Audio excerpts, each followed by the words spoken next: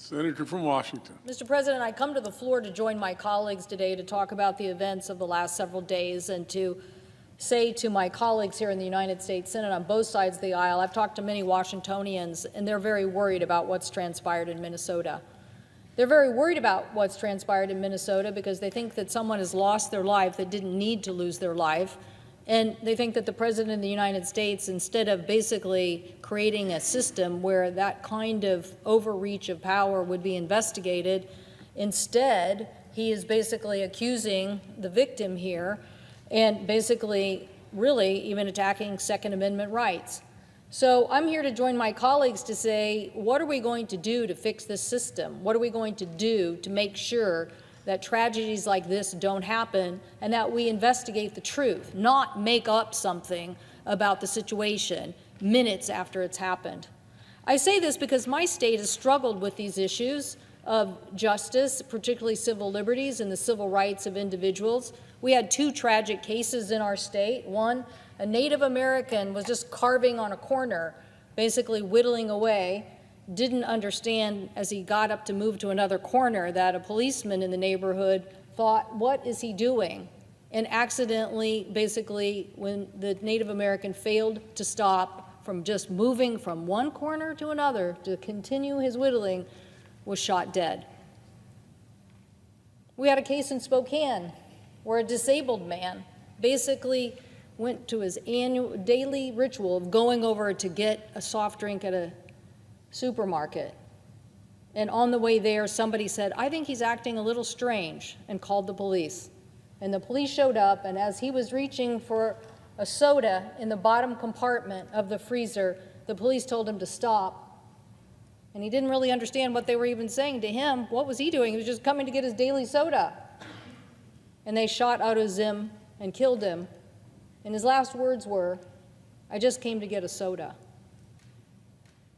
So yes, in the United States of America, since 1957, we have had civil rights and civil liberties, and we have had a Department of Justice that has enforced the civil liberties of Americans by having oversight of police departments that overreached and basically did something like they did in the Seattle case against a Native American carver, John T. Williams, and in the Spokane case against Otto Zim. Yes, the Department of Justice had an oversight division and a consent decree that both the Seattle Police Department and the Spokane Police Department get your act together and do training so that you are not killing people that don't deserve to be killed.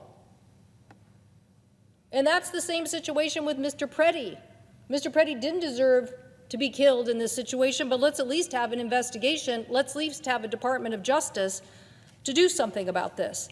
But that is not what the Trump administration is doing. The first Trump administration tried to roll back the requirements. In fact, the then Attorney General basically said, I don't even want to use this consent decree power because it's one of the most dangerous things, and it's an exercise of raw power. Well, the reason why the Department of Justice has this responsibility is because it's their responsibility to make sure somebody doesn't abuse power, particularly in a law enforcement situation like this, and intervene on the civil liberties of Americans. So that Department of Justice, literally in the first Trump administration, basically did not do its job and tried to basically subvert the responsibilities. Now, here we are today in the second Trump administration, and what are they doing? Instead of really trying to look at patterns of abuse and patterns of malpractice, or states which law enforcement agencies aren't being properly using force in these instances, what are they doing about this misconduct? Well, the second Trump administration makes the first Trump administration look like it was going easy on this situation.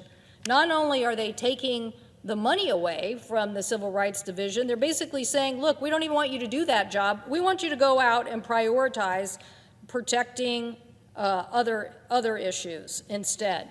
And basically, we've had most of the agency and individuals who were there doing the civil liberties work and doing this oversight work, they're gone.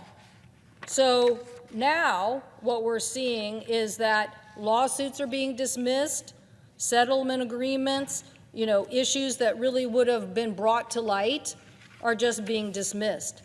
So the reason I'm asking this is because my colleagues now have a chance to say whether they really believe in this function of the Department of Justice and the rights of Mr. Pretti and Otto Zim and John T. Williams, and whether you want to do something about it. Now, I personally think that the Department of Homeland Security and ICE should be, in this instance, investigated. I think they should be investigated, and we should know the answers, and we should know that we are upholding the civil liberties of Americans, particularly in the right to express themselves and have free speech and go to a rally without being, or go to express their views, in this case, in Minnesota without being killed. So the question is, what are we going to do about this use of force? So my colleagues are out here saying it's a tragedy. I agree, it is a tragedy. They're out here saying, that this situation, shouldn't have happened. I agree. I don't think I should be in Minnesota. I guarantee you the Obama administration rounded up a lot of people and deported them. I know, because I had constituents who complained about that. But the Obama administration didn't go out and just try to make quotas on people. The Obama administration didn't go out there and say, we're not going after the violent people, we're just going to go after anybody to make up the numbers. The Obama administration didn't use force against peaceful protesters. They didn't do any of that. And so now we're acting like that's the mission, and yet the Biden administration and the Obama administration did deport violent people out of the United States. Yes, they did. So what's different here is that we've crossed a line. We've crossed a line, and we have allowed ICE to go here and prey on U.S. citizens and basically, in this case, use this power of force. And my only question now is whether my colleagues on the other side of the aisle are going to stand up for the role and responsibility the federal government plays in oversight, in investigation, and upholding the civil liberties of Americans in the United States of America when these incidents happen. The rest of this is just debate. The rest of this about how ICE operates, about how Homeland operates, about how basically what you want to do about immigration, whether you want immigration reform, the rest of it is just debate. The real question is, do you believe in these civil liberties of Americans or not?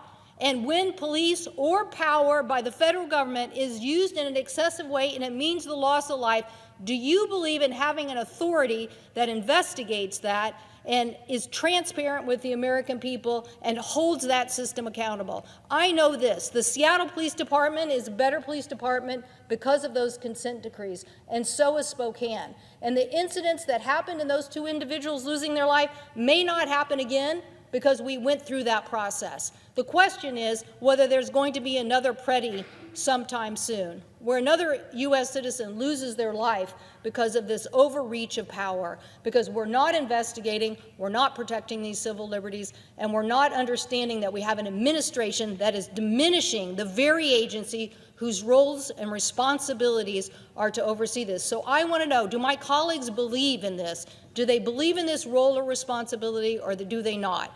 Because I can tell you that's the only way we're going to move forward in the information age. The information age has laid this bare. The information age, we might have had people shot and killed by overuse of power in many instances in the 20s, 30s, 40s, 50s, 60s, 70s, 80s, 90s, and beyond, but you didn't see it. Now you're seeing it. Now you got to deal with the reality. You got to deal with reality that's right in front of us. So the only question is, do my colleagues really believe in enforcing the civil liberties and civil rights of Americans by investigating this situation, having an aggressive investigation, and holding people accountable? I thank the President. I yield the floor.